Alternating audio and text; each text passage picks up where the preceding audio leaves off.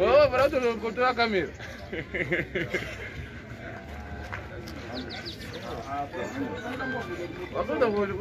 Icho kwa demo Zimbabwe ndo zviri kuitika paGlenview 100 pane tech shop iri fungidziro rinenge yabatira moto mukati ndo zviri kuitika utsi zviri kuitika izvi Glenview 1 moto watangira kunze kusvika kunze nemukati anditi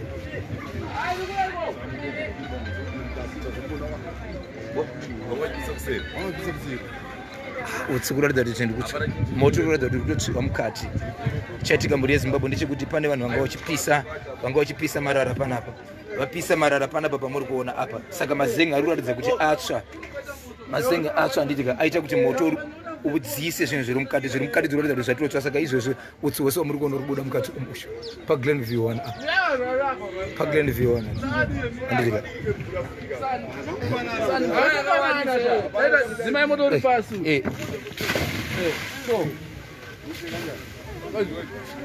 But wapfuta karo mukati ka Pasina zvichaita. ndo ma1 Zimai uri pasi ndokutora kuti protect zvinhu zviri mukati musasa.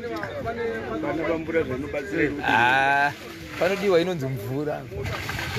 munodiwa mvura because tarisai hiti iri kubuda pamusoro kayo inoratidza kuti mutori nemoto wakasimba baba mune mashefu emapuranga nguva yambanongovhurwa kanoti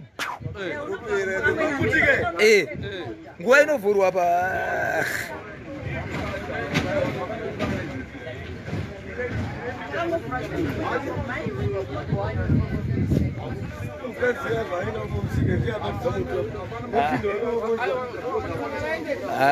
vakomana munhu abatidza mutu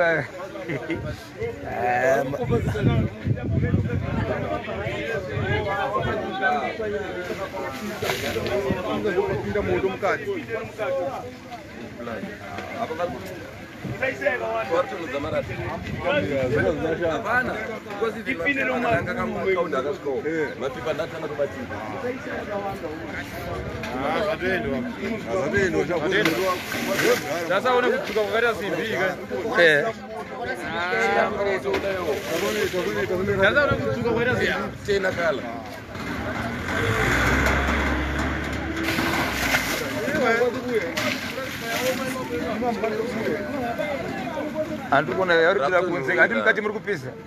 panongooma potanga kuti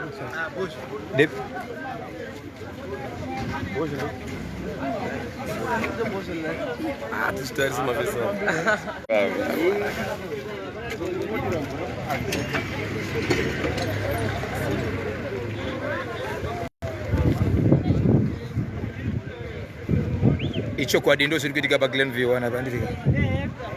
eka ndo zviri kuitika paGlenview 1